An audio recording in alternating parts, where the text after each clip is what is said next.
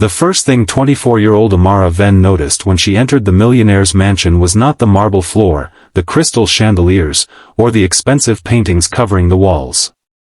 It was the untouched dinner sitting outside an elderly woman's bedroom door. A silver tray rested there beneath the bright afternoon light coming through the hallway windows, the food perfectly arranged but completely cold. Amara had been told that the woman inside had stopped eating properly months ago. What nobody had told her was that dozens of cooks had already failed to make her eat again. What happened that afternoon would change the entire family forever. Before we begin, if you believe that kindness can create second chances, please like this video, share it with someone who needs hope, leave a comment, and subscribe to Kindness Corner 2.0. Your support helps these emotional stories reach more people who believe that one small act of kindness can change a life. Amara had never imagined herself working inside a mansion. She had grown up in a small apartment above her aunt's tailoring shop, where the kitchen was barely large enough for two people to stand comfortably. Her mother had taught her that food was more than something placed on a plate. Food carried memories. Food could remind someone of home, childhood, family, and people they loved. That belief had stayed with Amara even after her mother passed away, and it was the reason she had become a cook. When she arrived at the Hawthorne estate on a clear weekday morning, she was nervous but determined. The mansion belonged to Julian Hawthorne, a 38-year-old millionaire whose technology company had made him one of the youngest wealthy businessmen in the city. His home was enormous, spotless, and quiet. Staff members moved through the halls with practiced efficiency, but nobody seemed relaxed. There was an invisible sadness hanging over the place. The head housekeeper, Mrs. Alara Finch, explained Amara's duties while walking her through the kitchen. Everything was polished and modern, with refrigerators larger than Amara's entire childhood kitchen and shelves filled with ingredients she had only seen in magazines. Yet Alara barely looked at any of it. Her attention remained fixed on the upstairs corridor. The reason soon became clear. Julian's mother, Celestine Hawthorne, lived in the eastern wing of the house. She had once been known as a graceful, energetic woman who loved gardening, music, and long family dinners. But after losing her husband several years earlier, something inside her had gradually changed. Months ago, she had stopped joining the family at meals. Then she began refusing most dishes entirely. Doctors had examined her and found no immediate physical explanation for her loss of appetite. Julian had hired nutritionists, private chefs, and specialists, but nothing seemed to reach her. The staff had learned not to ask questions. Amara listened carefully as Alara warned her that Celestine could be difficult. She might reject food without tasting it. She might ignore the cook completely. Amara was told not to take it personally. But Amara remembered her mother's words, when someone pushes away a plate, sometimes they are not rejecting the food. Sometimes they are rejecting everything the food reminds them of. That afternoon, Amara prepared a simple meal rather than an elaborate one. She made a light vegetable soup, soft bread, roasted carrots, and a small portion of herb-seasoned chicken.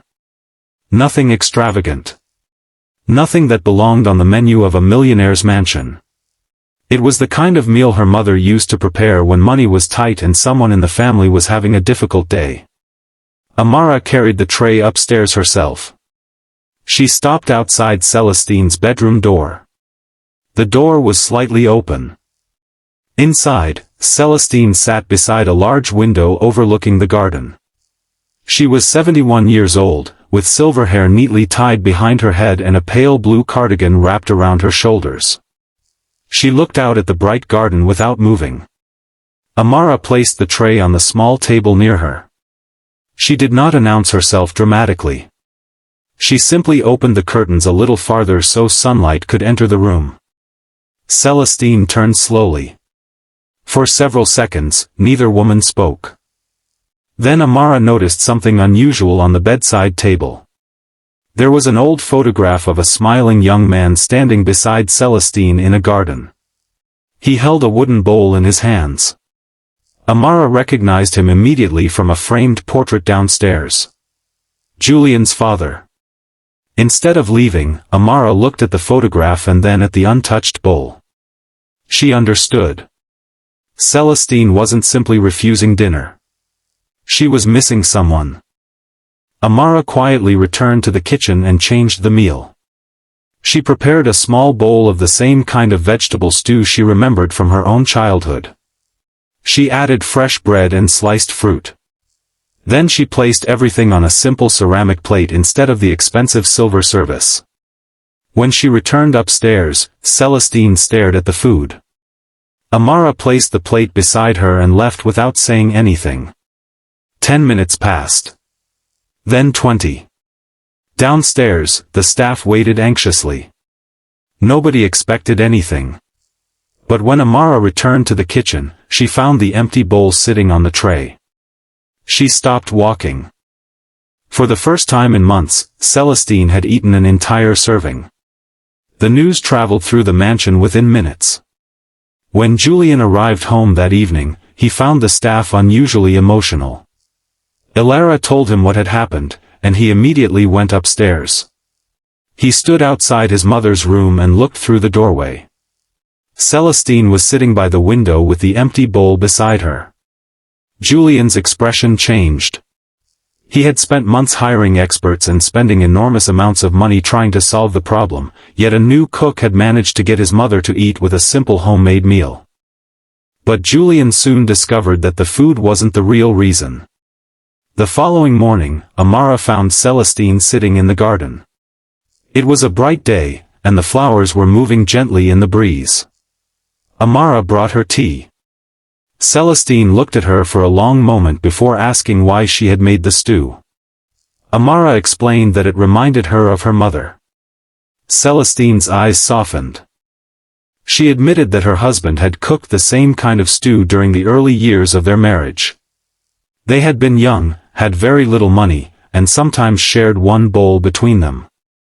After their financial situation improved, they moved into the mansion, hired cooks, and surrounded themselves with luxury. But her husband had never stopped making that simple stew. After he died, every expensive meal felt wrong to her. She didn't miss the food. She missed the person who had once sat across the table. Amara sat nearby and listened. She didn't tell Celestine to move on. She didn't tell her that everything would be fine. She simply listened. Over the next several weeks, something extraordinary began happening. Amara started cooking meals based on memories rather than menus. On Monday, she prepared the stew. On Tuesday, she made apple pancakes because Celestine remembered eating them during family holidays. On Wednesday, she prepared baked potatoes with herbs because Julian's father had once grown those herbs in the garden. Slowly, Celestine began eating again. But even more importantly, she began leaving her bedroom. She walked into the garden. She visited the kitchen. She started talking to the staff. And one afternoon, she asked Julian to have lunch with her. Julian nearly dropped his phone when he heard the request.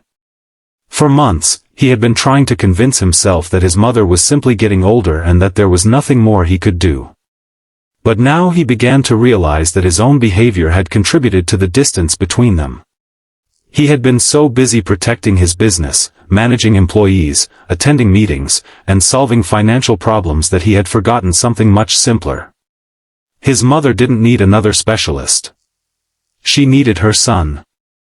One Saturday afternoon, Julian entered the kitchen and found Amara preparing bread. He thanked her.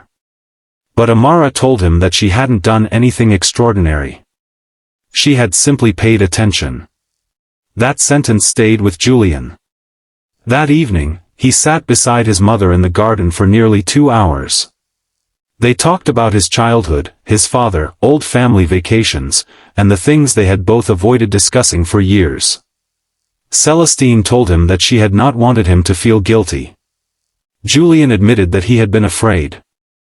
He had been terrified that losing his mother emotionally would eventually mean losing her completely, so he had responded by trying to control everything around her. Celestine reached across the table and held his hand. For the first time in a long time, mother and son laughed together. Months later, the mansion felt completely different. The dining room that had once been silent became the heart of the house. Celestine ate with the family several times a week. Julian began leaving work earlier whenever possible. And Amara remained the cook, but her role became much larger than preparing meals.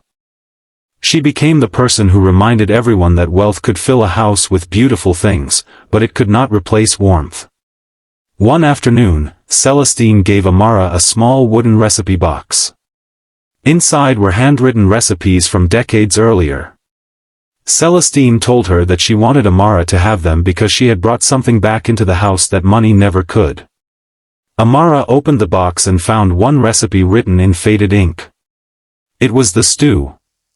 The same simple stew that had started everything. Celestine smiled and told her that her husband had written the recipe himself. Amara looked at the old handwriting and suddenly understood why the first meal had mattered so much. It wasn't about ingredients. It wasn't about cooking. It was about memory.